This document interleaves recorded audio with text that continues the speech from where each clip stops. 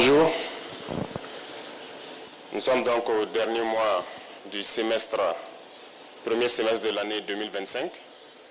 Je souhaite donc qu'on puisse utiliser ce mois pour commencer à réfléchir aux perspectives du deuxième semestre et voir qu'est-ce qui a marché dans nos administrations et qu'est-ce qui n'a pas marché.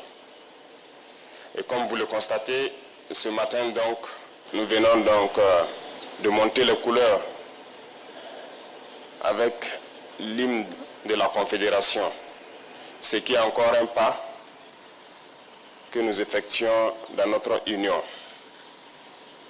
Ce qui n'est pas sans difficulté, parce que l'unité est dure, surtout en Afrique.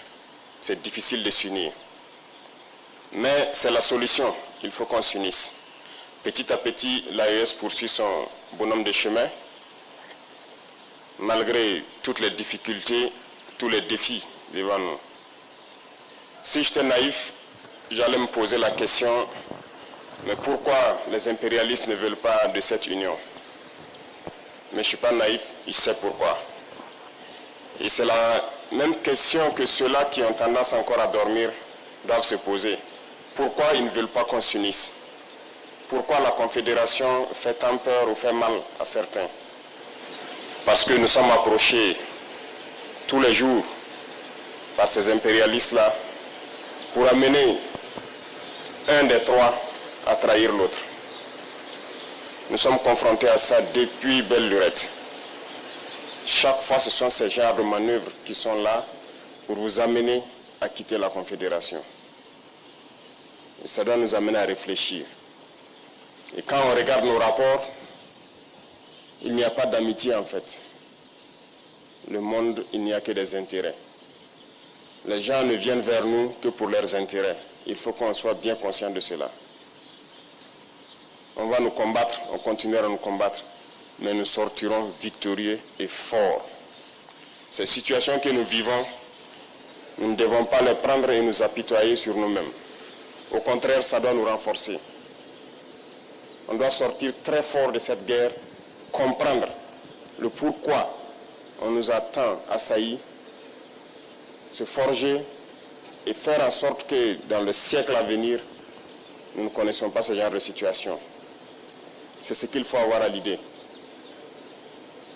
Donc j'invite tout un chacun à redoubler d'efforts parce que le Burkinabé est connu comme quelqu'un de très courageux, très travailleur, très résilient. Et ces valeurs-là, nous devons travailler donc à les améliorer. Partout où vous partez en Afrique ou dans le monde ailleurs, vous trouverez des Burkinabés. Et ce sont ces valeurs-là qui qualifient, qui identifient le Burkinabé. Donc nous devons tout mettre en œuvre pour être des hommes intègres, comme le nom du pays le dit, être des gens courageux, résilients, pleins d'abnégation et redoubler d'efforts dans tout ce que nous faisons pour le bonheur du Burkina, mais pour le bonheur aussi de notre confédération. Ça, c'est très important. Et une fois que nous avons atteint un certain niveau, vous comprendrez encore mieux pourquoi on nous combattait. Parce que notre pays est riche. Riche de sa valeur humaine, riche de ses valeurs morales, mais surtout riche dans son sous-sol. Et ce sont ces richesses-là qui sont convoitées. Mais ces richesses doivent profiter aux Burkinabés. Rien n'a encore commencé en termes d'exploitation des ressources naturelles et de rétribution donc, au niveau des masses populaires. Nous pouvons changer le visage de notre pays, nous pouvons quitter cette situation de sous-développement et nous retrouver très vite un pays émergent. Il suffit de travailler. Il faut que chacun s'y mette. Autant les combattants se sacrifient au front, il faut que dans l'administration, nous arrivions à nous sacrifier aussi.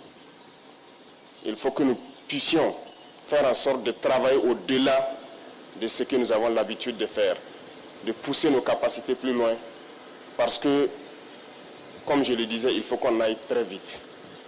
Et c'est en allant vite qu'on peut surprendre ceux-là qui cherchent à nous diviser, ceux-là qui cherchent à nous maintenir dans notre situation de pauvreté. Le Burkina n'est pas pauvre. Je vous le dis, je vous le répète, on est très riche.